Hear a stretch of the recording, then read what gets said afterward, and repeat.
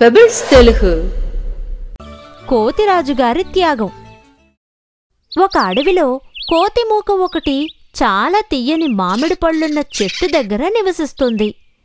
గుంపులో ఉన్న కోతులన్నీ కోతిరాజుగారి మాటలకి కట్టుబడి నివసించాయి. మిత్రులారా, మనం ఈ మామిడి పళ్ళు తింటూ హాయిగా కాలాన్ని గడిపేస్తున్నాం. కానీ ఏదో ఒక ముప్పు వాటిల్లబోతుందని నా అంతరంగం చెబుతుంది. ఏం చేద్దామంటారు ప్రభు? మన అడవికి దగ్గర్లో ఈ దేశపు రాజు వేటాడడానికి వచ్చారు. అతను ఈ పళ్ళు తిని ఎరగడు. రుచి చూస్తే మనకే ప్రమాదం. ఇప్పుడు ఏం చేద్దాం? జాగ్రత్తగా ఉండాలి. ఒక పండు కూడా ఏటిలో పడకుండా చూసుకోండి. ఏటి గట్టునున్న కొమ్మల్లో పువ్వులు, కాయలు, పళ్ళు మొదలైనవి కోసి పారేయండి. రాజు ఆజ్ఞ మేరకు కోతులు అన్నిటినీ కోసేసి పడేశాయి. ఎంత జాగ్రత్తగా మసులుకున్నా ఒక పండు ఏటిలో పడిపోయింది. ఏటిలో కొట్టుకుపోయిన పండు రాజుగారి అంగరక్షకుడి చేతికి చిక్కింది. అతను రాజుగారి దగ్గరికెళ్ళి, ప్రభు, ఇలా చూడండి, ఇది విచిత్రమైన పండు. అలాగైతే ఇది ఎక్కడి నుంచి వచ్చింది? ఏటిలో దొరికింది. ఆ అడవి నుంచే వచ్చి ఉంటుంది. సరే, అందరం ఆ చెట్టును వెతుక్కుంటూ వెళదాం. మామిడి పళ్ళు చూసిన రాజు అందర్నీ తినమని చెప్పాడు. ఆ రాత్రి కోతిమూక పళ్ళు తినడానికి వచ్చింది. మంత్రివర్య, ఏమిటా శబ్దం? కోతుల అల్లరి ప్రభువా. అలాగైతే రేపు వాటిని వేటాడమని చెప్పండి. అయ్యో, ఇరుక్కుపోయాం. శాంతించండి, శాంతించండి. తప్పించుకోవడానికి నేను దారి చెప్తాను. కోతిరాజు పొడవైన గట్టి తాడుని చెట్టు కొమ్మకి కట్టాడు. మరోవైపు తన నడుముకి కట్టుకున్నాడు. నేను ఏటికి అవతలకు వెళ్ళి చెట్టుకి ఈ చివరిది కట్టేస్తాను. ఒకరి వెనకాల ఒకరు అటువైపుకి వచ్చేయండి. రాజు ఎగురుకుంటూ వెళ్లి ఎదుటివైపు ఉన్న చెట్టుకి తాడు కట్టడానికి ప్రయత్నించింది. కాని అది అందలేదు. నిరాశ చెందిన రాజు నేనే ఈ కొమ్మ పట్టుకుని తీరాలి అని అనుకుంది. కోతులు ఒకదాని తర్వాత ఒకటి తాడు పట్టుకుని వేలాడుతూ వచ్చేశాయి. ఇది గట్టుమీదున్న రాజుగారు చూస్తూ నిలబడ్డారు. ఏంటి ఆలోచిస్తున్నావు? త్వరగా నా మీదకి ఎక్కి వెళ్ళు. నేనెలా మీపై? అదంతా ఆలోచించేందుకు సమయం లేదు. త్వరగా చూడండి మంత్రివర్య, ఆ కోతి తన మూకని ఎంతగా అభిమానిస్తోందో. అన్ని కోతులు దాటి వెళ్లిపోయాయి. ఆఖర్న రాజుని విరోధిగా భావించే కోతి ఒకటి అక్కడికొచ్చింది. అది పగ తీర్చుకోవడానికి ఇదే సరైన సమయం అనుకుని రాజుని తొక్కి తన్ని కిందకు తోసేసింది. ఆ రాజుకి బలంగా దెబ్బ తగిలింది. ఇది గమనించిన రాజుగారు కోతిని కాపాడ్డానికి కదిలారు. ప్రభు, నేను బాధపడ్డం లేదు. నా వాళ్ళని కాపాడడమే నాకు సంతోషం. సొంత త్యాగమే గొప్ప త్యాగం. తోటమాలి కోతి. వారణాసి ప్రభువుల అందమైన తోటని ఒక తోటమాలి రక్షిస్తూ వచ్చాడు. ఒక రాత్రి తోటమాలి మిత్రుడు అతన్ని కలవడానికి వచ్చాడు. నమస్తే మిత్రమా, మన ఊళ్ళో రేపు తిరునాళ్ళు ఆరంభం. తెలుసు. బోలెడన్ని కాలక్షేప అంశాలుంటాయి. రావాలని ఆశగానే ఉంది, కానీ నేను రాలేనే. ఏంటి, రాలేవా? ఏ? ఎవరు తోటలోని మొక్కలకి నీళ్లు పోస్తారు? నువ్వు వెళ్ళిరా. మరునాడు ఒక కోతి తోటకి వచ్చింది. ఏంటి తోటమాలి, దిగులుగా కూర్చొని ఉన్నావు? రేపు తిరునాళ్ళు, నేను వెళ్ళలేకపోతున్నాను. నేను వెళ్తే తోటకి ఎవరు నీళ్లు పోస్తారు? ఇదేనా నీ దిగులుకి కారణం? నేను నా మిత్రులు తోటని చూసుకుంటాం. అలాగా, చాలా సంతోషం. నేను 2-3 రోజుల్లో తిరిగి వచ్చేస్తాను. సంతోషంగా వెళ్ళి రండి. కోతి తన మిత్రులను పిలిచి విషయం చెప్పింది. వెంటనే అన్నీ నీళ్లు పోయడానికి బయలుదేరాయి. ఏంటి, ఇక్కడ వటవృక్షాలు, చిన్న మొక్కలు ఉన్నాయే? అవును, ఒక్కొక్క చెట్టుకి ఎన్ని నీళ్లు పోయాలో తెలియడం లేదే. ఇది చాలా సులభమైన పని. ప్రతి మొక్కని పీకేసి వేళ్ల లోతును చూసి నీళ్లు పోస్తే పోలే. ఇలా అనగానే కోతులన్నీ మొక్కలు పీకేసి చూశాయి. తోటమాలి 2 రోజుల తర్వాత తన మిత్రుడితో తిరిగొచ్చి తన తోటను చూసి అదిరిపోయాడు. ఏయ్, ఏం చేశారు? ఇదేంటి? మేము వేళ్ళు లోతు చూసే నీళ్లు పోసాం. అయ్యో, నేను రాజుగారికి ఏమని సమాధానం చెప్పను? ఇందుకే అర్హత ఉన్న వాళ్ళకి పని చెప్పాలి, లేదంటే ఇలాగే పెద్ద నష్టం కలుగుతుంది. మూర్ఖులను నమ్మి ఏ పని చేయరాదు. భూతాన్ని మోసగించిన కోతి. ఒక అడవిలో కోతి మూక ఒకటి నివసిస్తుంది. మూకని నాయకుడు ముందుకు నడిపించాడు. ఒకరోజు నాయకుడు మూకని పిలిచి ఒక ఆజ్ఞ విధించాడు. అందరూ 2 విషయాలు గుర్తుంచుకోవాలి. ఒకటి, చాలా తీయనిది కానీ విషమున్న పళ్ళు గల చెట్టు. రెండవది, ఇక్కడున్న కొలనులలో ఒకదాన్ని భూతం తన సొంతం చేసుకుంది. మీరు తినడానికి, తాగడానికి ముందు నా సలహా తీసుకోండి. ఒకరోజు అడవిలో ఆడుకుంటున్న చిన్న కోతిపిల్ల తన తల్లి దగ్గరికెళ్ళి, అమ్మా, దాహం వేస్తోంది, నీళ్లు కావాలి. అదిగో ఒక కొలను కనిపిస్తోంది, పద వెళ్ళి తాగుదాం. ఆగండి, నాయకుడిని అడుగుదాం. ఏంటి నా పేరు వినిపిస్తోంది?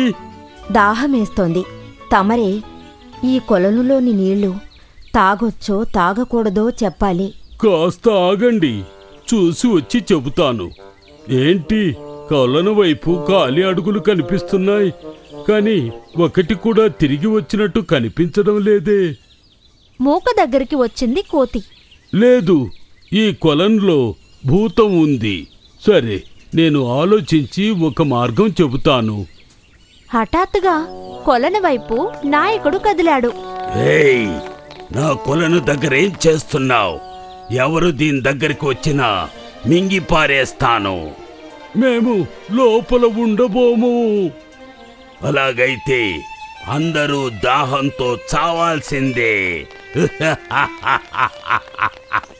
మేము కాలు పెట్టకుండానే నీళ్లు తాగుతాం. ఏంటి, ఎలాగా? నిలబడి వేచి చూడు. అందరూ వెళ్ళి వెదురు గుంజలు తీసుకురండి. ముదురు గుంజలను శోధించి రంధ్రాలున్న వెదుర్లను ఒకదాంతో ఒకటి కలిపి పెద్ద కుళాయిగా చేసి నీళ్లలోకి దించింది. తన బలమంతా పెట్టి నీళ్లను లాగేసింది ఆ కోతి. నీళ్లు వెదురు ద్వారా వచ్చేశాయి. దాహం తీరిన కోతులు సంతోషంతో ఎగిరాయి. భూతం మోసపోయి తిరిగెళ్ళింది. మనసుంటే మార్గముంది. కోతి హృదయం. ఒక అడవిలో ఏటిగట్టునున్న నేరేడు చెట్టు మీద ఒక కోతి నివాసం ఏర్పరచుకుంది. ఆ చెట్టు మీది నేరేడు పళ్ళు చాలా రుచికరమైనవి. నేరేడు పళ్ళు తింటూ కోతి హాయిగా కాలాన్ని వెళ్లబుచ్చింది. ఆ ఏటిగట్టున ఒక మొసలి తన భార్యతో నివసిస్తుంది. ఒకరోజు కింద పడ్డ నేరేడు పళ్ళు తిన్న మొసలి, కోతి కోతి, పళ్ళు ఇంత రుచిగా ఉన్నాయి కదా, నా భార్య కోసం నాకు కొన్ని పళ్ళు కోసిస్తావా? తప్పకుండా ఇస్తాను, తీసుకోండి. కోతి చెట్టు నుంచి పళ్ళు విసిరేసింది. ఆ పళ్ళన్నీ మొసలి తన భార్య చేతికిచ్చింది. ఆహా ఆహా, ఏమి రుచి, ఏమి రుచి! ఇటువంటి రుచికరమైన పళ్ళని నేనెప్పుడూ తినేరుగును. మహారుచిగల పళ్ళు. ఇక ప్రతిరోజు పళ్ళు తీసుకొస్తాను. స్వల్పకాలంలోనే కోతి మొసలి మంచి స్నేహితులుగా కాలాన్ని వెళ్లబుచ్చారు. ఒకరోజు, నేరేడు పళ్ళు తిని నాకు విసుగు పుట్టేసింది. ఈ నేరేడు పళ్ళు ఇంత తియ్యనివి కదా, ఇవి రోజూ తిని బతికే ఆ కోతి హృదయం ఎంత బాగుండుంటుంది. నాకు ఆ కోతి హృదయం కావాలి. ఏంటి, ఏమంటున్నావు?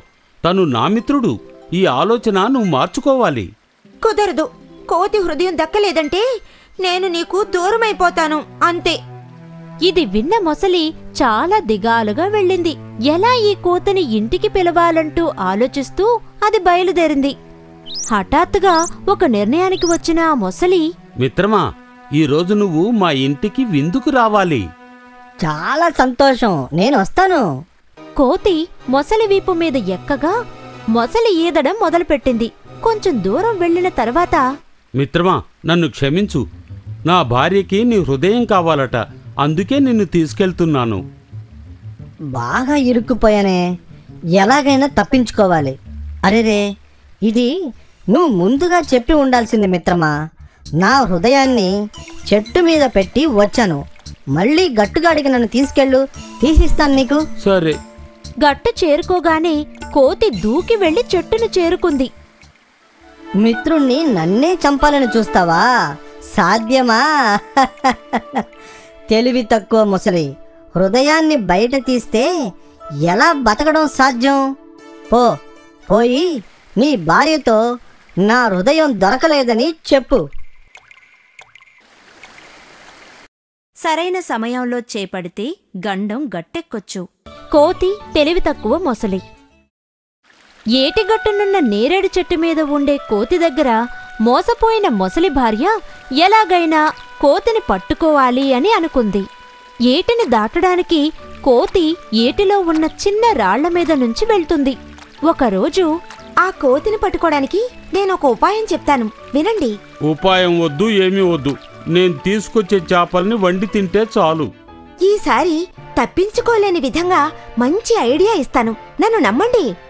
ఇద్దరూ మెల్లగా కోతి ఉండే ప్రదేశానికి వెళ్లారు. ఏటిలో ఉన్న రాళ్లను చూశారా? ఆ రాళ్ల మీద నుంచే కోతి ఏటిని దాటి వెళుతుంది. మెల్లగా మాట్లాడు, కోతి చెవిని పడుతుంది. పొద్దున్నే ఆహారం తిన్నాక ఆ తీరానికి వెళుతుంది. ఆ సమయంలో నువ్వు నీళ్లలో రాయిలా ఉండిపో. రాయి అనుకుని నీ మీద కాలు పెట్టినప్పుడు దాన్ని చంపి పారేయ్. ఐడియా బాగుంది. మర్నాడు కోతి ఏరు దాటేటప్పుడు ఏమిటది, కొత్తగా ఈ రాయి కనిపిస్తుంది, అది మొసలే అయ్యుంటుంది, మనం తొందరపడకూడదు, తెలివిగా ప్రవర్తించాలి అని కాసేపు ఆలోచించాక ఒక ప్లాన్ వేసింది. అది రాయిని ఉద్దేశించి, శుభోదయం రాతి మిత్రమా, ఎలా ఉన్నావు మిత్రమా? నిన్నే ఎలా ఉన్నావు? ఏమైంది ఈవేళ? ఎందుకు మాట్లాడటం లేదు? నేనేదైనా తప్పు చేశానా ఏంటి? ఏమిటిది? ఒకవేళ ఈ రాయి మాట్లాడుతుందేమో, మనం మాట్లాడేద్దాం. ఏంటి మిత్రమా? ఏమిటి వాళ్ళ మిత్రమా, ఎప్పట్లా కాకుండా పెద్దగా ఉన్నావు? నేను రాయిని కాదు, మొసల్ని. నిన్ను పట్టుకోవడానికే వచ్చాను. నేను అనుకున్నది నిజమైంది. వెంటనే ఏదో ఒక ఉపాయం ఆలోచించాలి. అది తినడానికి నోరు తెరిచేటప్పుడు కళ్ళు మూసుకుంటుంది. సరే ముసలిగారు, తమరు నోరు పెద్దగా తెరిస్తే నేను నేరుగా లోపలికి దూకేస్తాను. సరే, నేను తెరుస్తాను. మొసలి నోరు తెరవగానే కళ్ళు మూసేసుకుంది. వెంటనే కోతి మొసలి మీద కాలు పెట్టి దూకి అటువైపు చేరుకుంది. మొసలి మోసపోయింది. మూర్ఖుడా, నువ్వు నన్ను పట్టుకోవడం అసంభవం. ఇంకెప్పుడైనా గెలుపు సాధించడానికి నా ఆశీస్సులు. మూర్ఖులకు బుద్ధి లేదు. నక్క ఎలుక. ఒక అడవిలో ఆకలితో తిరిగిన నక్క ఒక ఎలుక గుంపుని చూసింది. నక్కకి నోరు ఊరింది. ఎలుక మాంసం ఎలా ఉంటుంది? ఇప్పుడు పట్టుకుంటే ఒక్కటే దక్కుతుంది. ఏదైనా ఎత్తివేస్తే రోజూ ఒక్కటి తినచ్చు. నక్క ఎలుకలను అనుసరించి అవి ఉండే చోటికి దగ్గర్లో ఆగింది. అన్ని ఎలుకలు లోపలికి వెళ్లగానే నక్క నోరెళ్లబెట్టి సూర్యుణ్ణి చూస్తూ ఒంటికాలి మీద నిలబడింది. కాసేపాగి బయటికి వచ్చిన ఎలుకలు నక్కను చూశాయి. వాటి రాజు, నక్క మిత్రమా, ఎందుకు ఒంటికాలి మీద నుంచున్నా? నేను 4 కాళ్ల మీద నుంచుంటే ఈ భూమి నా భారాన్ని భరించలేదు. నోరు ఎందుకు తెరుచుంచావు? గాలే నా ఆహారం, అందుకే. ఎందుకు సూర్యుని వైపు నుంచున్నావు? సూర్యుణ్ణి నమస్కరించడం కోసం. ఇటువంటి స్వామీజీని చూడ్డానికి నేను అదృష్టం చేసుకునుండాలి. ఇక నుంచి ఉదయం సాయంత్రం ఈయనకి మనం నమస్కరించాలి. ఆహా, మన ఎత్తు ఫలించింది. మరునాడు ఉదయం ఎలుకలు వచ్చే వేళ మనం ఒంటికాల మీద నిలబడాలి. నమస్తే, వర్ధిల్లు గురువా. ఎలుకలు నక్కకు నమస్కరించి ఆహారం కోసం వెళ్ళాయి. నక్క ఆఖరణ వెళ్లిన ఎలుకను మెల్లగా పట్టుకుని తినేసింది. కొంతకాలం నక్క ఇదే విధంగా ఎలుకను పట్టుకుని తింటూ ఉంది. ఒకరోజు, ఏంటి, నక్క గాలినే కదా శ్వాసిస్తోంది, కాని ఎందుకు లావయ్యింది?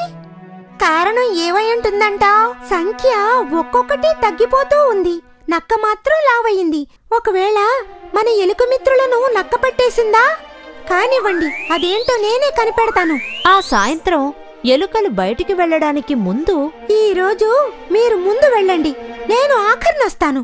నేను అనుకున్నది నిజమైతే నక్క నా మీదకు దూకుతుంది. నేను జాగ్రత్తగా ఉండాలి.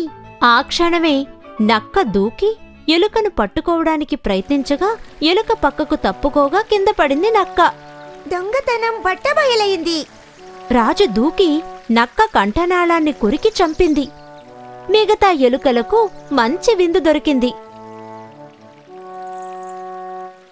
నయవంచకుల మాయమాటలు వినరాదు. నక్క మంత్రం.